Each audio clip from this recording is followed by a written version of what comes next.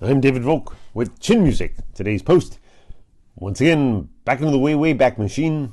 Is your new coworker smart or a smart aleck? You be the judge.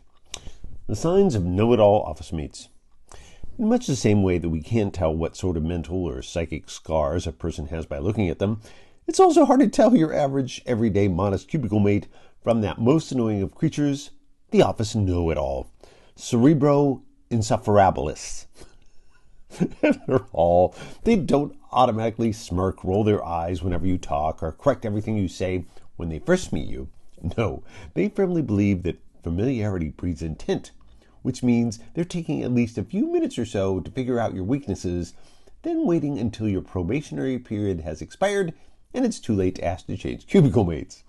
While it will undoubtedly be too late to do anything by then, here are the first signs that your coworker may be a know-it-all. 1. They don't think they know more than you do. They know it. The first telltale sign of this characteristic is their derisive snort whenever you speak. The second is the eye roll. They've also been known to follow one of your statements that they view as ridiculous with the phrase, "Now, back to reality." 2. They never miss a chance to show off their knowledge.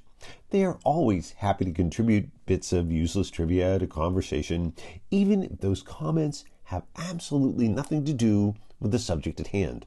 Why? Not just because they can, but also because they think they're way smarter than you and anyone else in the room. And they want you to know it. 3, they are a card-carrying member of the Cliff Clavin division of the Cheers fan club. We've got a theory about that, but Cliff has already beaten us to it. 4, believes he can take on Jeopardy champ Ken Jennings with half a brain tied around his back. Just the mere thought of it makes us say, ew, that's gross. Of course, that would lead Cliff Clavin to point out that's why you should never mention the number 288 in mixed company. Why? Because it's too gross, of course. Get it? Too gross? 5, or maybe it's 6, I don't remember. Scours the want ads every day in hopes of finding the only job they believe they're truly qualified for. Philosopher King. Shh, don't tell them, but that ship sailed long ago. In fact, we're pretty sure Helen of Troy was on it. Or was it the Trojan horse? We bet you they'd know. Number 6 or 7, I don't know.